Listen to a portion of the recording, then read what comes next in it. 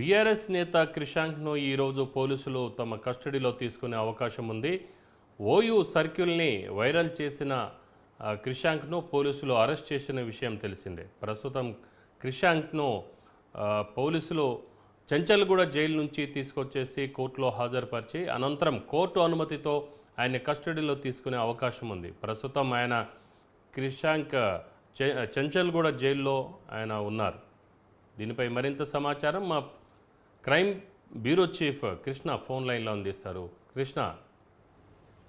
రామారావు, ఏదైతే చెంచల్గూడ జైల్లో ఉన్న ఈ TRS social media convener Krishank ని మరి కాసేపట్లో ఓయూ పోలీసులు తమ కస్టడీలోకి తీసుకుంటారు. అతన్ని 3 రోజుల పాటు కస్టడీకి ఇవ్వాలని నాంపల్లి కోర్టులో ఒక పిటిషన్ దాఖలు చేశారు. కోర్టు వారికి 1 రోజు పాటు మాత్రమే కస్టడీకి ఇస్తూ ఆదేశాలు జారీ చేసింది. సో ఈ రోజు కొద్దిగా మరి కాసేపట్లో చెంచల్గూడ జైలు నుంచి అతని కస్టడీలోకి తీసుకొని నేరుగా ఉస్మానియా హాస్పిటల్ తీసుకెళ్లిన తర్వాత పరీక్షలు నిర్వహిస్తారు. ఆ తర్వాత అక్కడ నుంచి ఉస్మానియా పోలీస్ స్టేషన్ తీసుకెళ్లి విచారణ చేపట్టిన తర్వాత సాయంత్రం 5 గంటల ప్రాంతంలో తిరిగి చెంచల్గూడ జైలు అధికారులకు అతన్ని అప్పగించడం జరుగుతుంది. ఏదైతే ఓయూకు సంబంధించి గతంలో ఉన్న ఈ పాత సర్కులర్ ని దాన్ని మార్పింగ్ చేసి కాంగ్రెస్ ప్రభుత్వం ఆ తర్వాత ఓయూ అధికారులు దాన్ని ఏదైతే హాస్టల్ ఖాళీకి పోవాలి, మంచినీళ్ళు సౌకర్యం లేదు అంటూ ఏదైతే సర్కులర్ అనేది ఉందో దాన్ని నకిలీ ఫేక్ సర్కులర్ ని తయారు చేసి సోషల్ మీడియాలో వైరల్ చేయడం కూడా జరుగుతుంది. ఈ ఫేక్